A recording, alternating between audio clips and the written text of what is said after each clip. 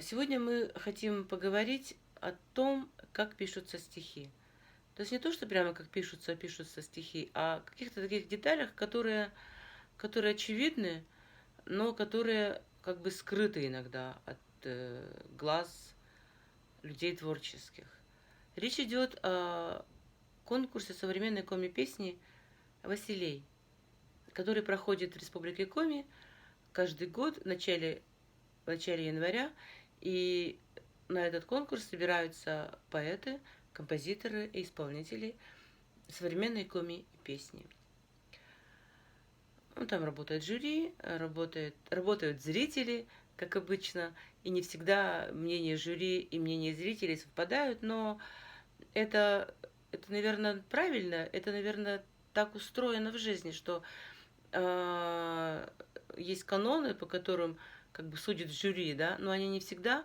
э, Песня должна быть немножко неправильной, наверное, чтобы она пелась. Но это так, в качестве тоже такой шутки, но хотелось бы, конечно, чтобы было правильным построение стиха, и на этот стих правильное построение музыки.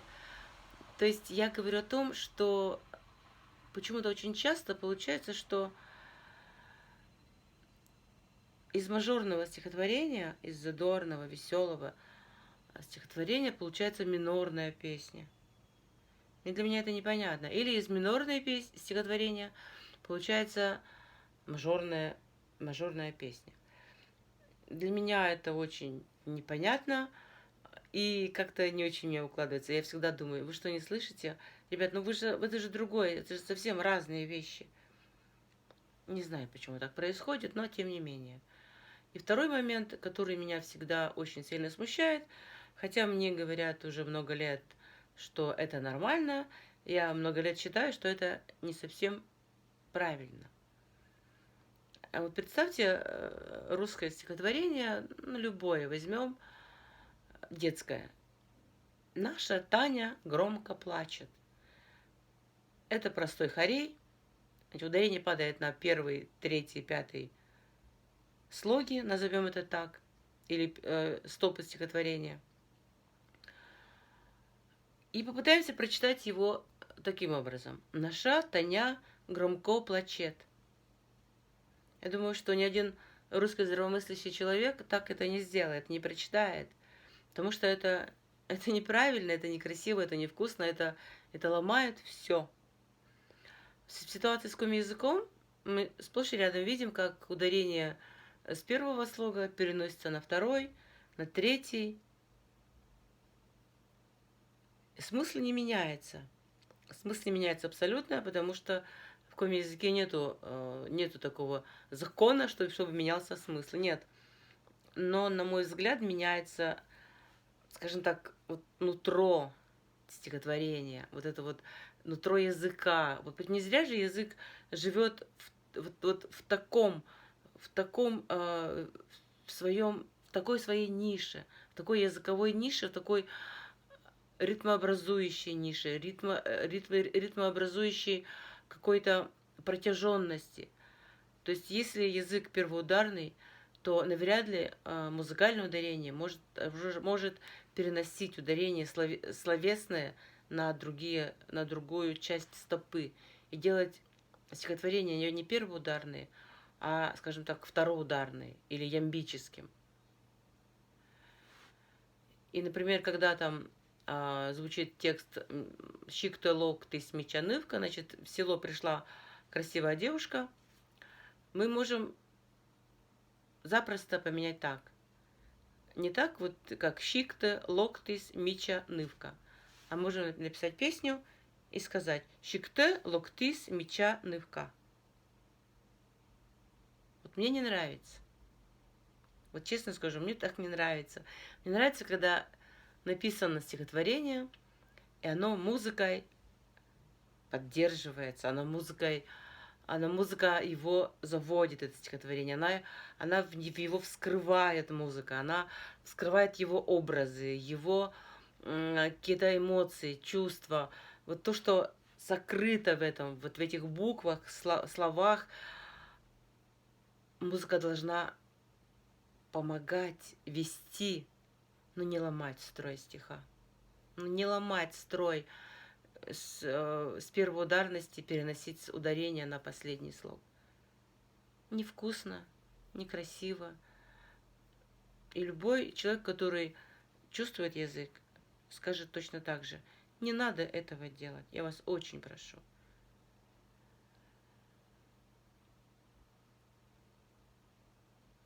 Это мы сейчас говорили о том, если композиторы берут готовые тексты. Если композитору удается найти созвучие в стихе, слава богу, есть в коми-литературе очень много написанного, и классика, и современная коми-поэзия. То есть, как бы, в принципе, любой человек, который хочет написать песню, может найти в этом раздолье свою нишу, свой эмоциональный какой-то узел. Но если так случилось, что человек не может найти готовое стихотворение, он берет и начинает писать стихотворение сам, полагая, что, в общем-то, доступно человеку все. Наверное, доступно человеку все, но если все-таки человек уже хочет написать сам стихотворение, у меня есть как бы два таких небольших совета, наверное, можно сказать. То есть первый. Когда вы начинаете писать стихотворение, когда мы начинаем писать стихотворение, да, конечно, может быть, от первой строки до последней сразу все сложится, и будет гениальное стихотворение. Ради бога, с этим никто не спорит. Но, к сожалению, или не к сожалению, так оно устроено, зачастую приходят тексты на жюри Василея, которые, вот скажите, знаете, вот есть вроде бы и то вроде есть, и это вроде есть, а чего-то не хватает. А не хватает зачастую просто элементарного образного наполнения, то есть образа. То есть человек не знает, о чем писать. Он хочет написать о любви, например, да, как я пришел, ты ушла, и дальше этого человек не может уйти. И это уже много раз написано, это уже неинтересно. А вот образно эти, через которые показать вот эту любовь, да, это очень, очень красиво и очень непросто. Даже элементарно описать свой родной дом. Очень много песен о родной земле, о родном доме. Что для вас в этом родном доме важное? Крыльцо, труба, печная, из которых дым идет. Я не знаю, окна, дерево возле дома. Там, не знаю, скамейка, на которых сидели ваши там родственники. Возьмите один образ и попытайтесь его или образ дома сделайте так, чтобы он был понятен не только вам, а тем, кто, если будет написано хорошо и будет хорошая песня, будут петь люди, может быть, не одно десятилетие. Вот песня эта, написанная кем-то, становится достоянием многих. И вот чтобы это получилось, люди должны почувствовать в вашем стихотворении и в вашей песне то, что дорого им. А другого пути нет. Иначе песня будет только вашей, и будете петь ее вы с вашими друзьями. Что, в принципе, тоже не очень плохо. Значит, и второй момент, на который я бы хотела остановиться, это, скажем так, костяк, скелет стихотворения. Это, значит, ритм и рифма. Но с ритмом тут более-менее понятно. Ритм у каждого разный, и каждый стих может быть написан в ритме разном. Что касается рифмы. Сейчас к ритму немножко вернемся. Если говорить о песенном стихе, то абсолютно точно должно рифмой точной совпадать второй и четвертая строка. Если устроено так первая, вторая, третья, четвертая. И вообще рифма, она очень важный момент, важный компонент, скажем так, да.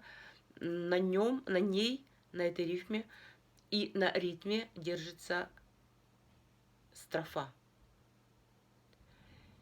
И настолько точно вам удастся найти рифмы, настолько точнее вам удастся выразить, опять же я скажу это слово, эмоциональное нутро песни.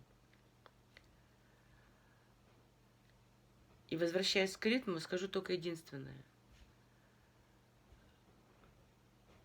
Очень часто почему-то строки у нас в песнях, в стихотворениях элементарно разные по числу слогов.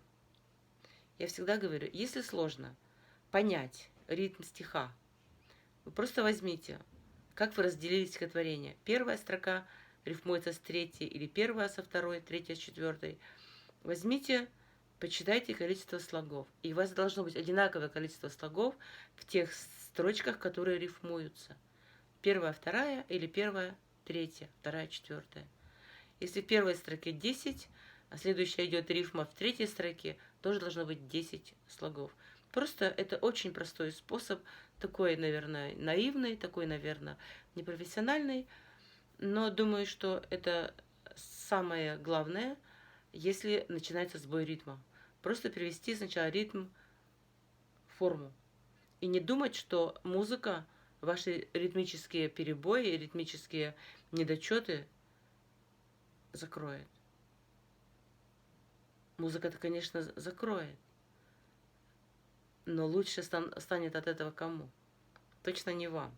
Потому что если вы один раз такое допустите, то это будет как правило. Лучше этого не делать с самого начала.